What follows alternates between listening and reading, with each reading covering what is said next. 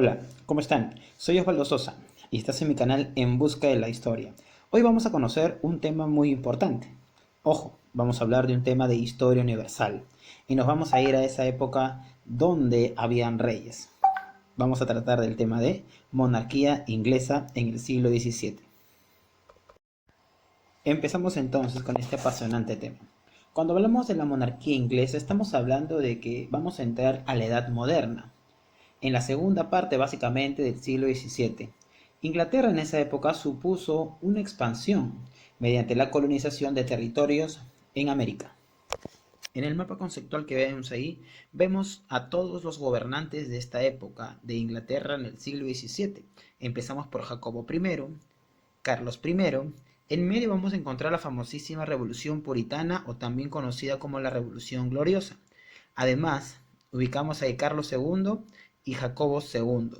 Cada uno de ellos, como puedes ver ahí, tuvo un hecho importantísimo en su historia. Por ejemplo, la persecución a las minorías religiosas, en este caso los puritanos. En la gestión de Carlos II se ubican los parlamentos cortos y largos. El corto, debido a que se niega a aprobar los impuestos muy importantes, y en el corto la oposición antiabsolutista. Posteriormente vemos que hay la revolución puritana. Esta básicamente se da en las actas de navegación que vamos a estudiar luego, además de que Cromwell proclama el Lord Protector, algo así como una autoproclamación.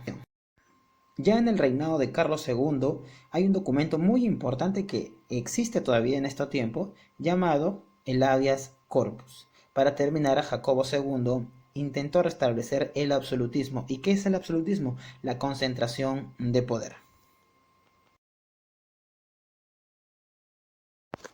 En la imagen vemos a los Tudor. Ellos gobernaron Inglaterra en el siglo XVI, entre los años 1485 hasta 1603.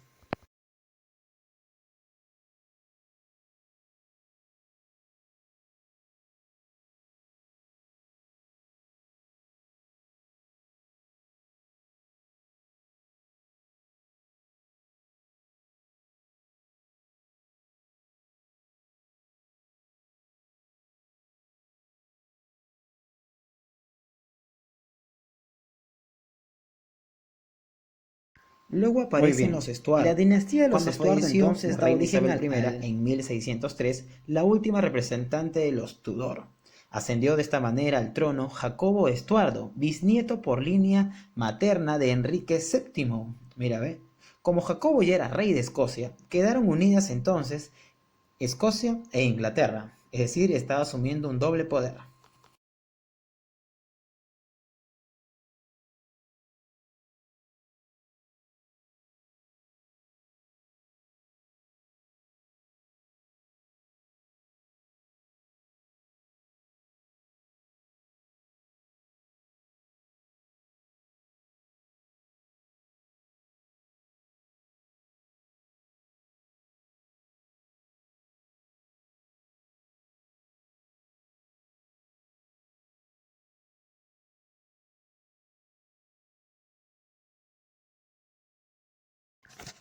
Este es un personaje muy interesante, ya que también es conocido como el Lord.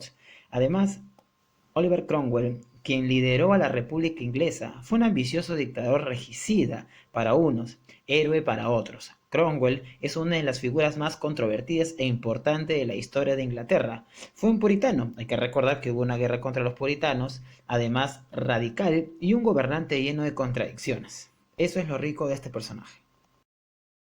Ahora vamos a hablar de uno de los documentos más importantes de la historia, el Acta de Habeas Corpus que firmaron los ingleses en un parlamento que votó una de las leyes más importantes de nuestra historia en 1679. Esta ley estableció que los jueces podían exigir la comparecencia de los tribunales.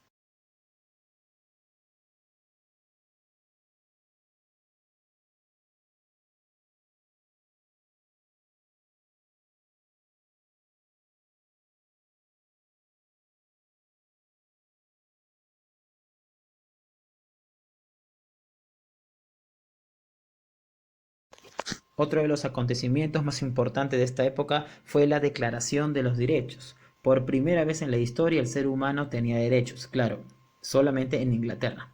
¿Ok? Esta es una carta magna y con la petición de los derechos entre los más importantes documentos legislativos de la historia del mundo.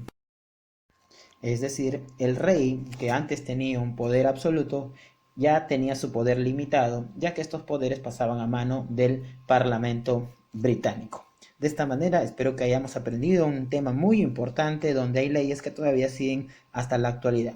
Cuídense.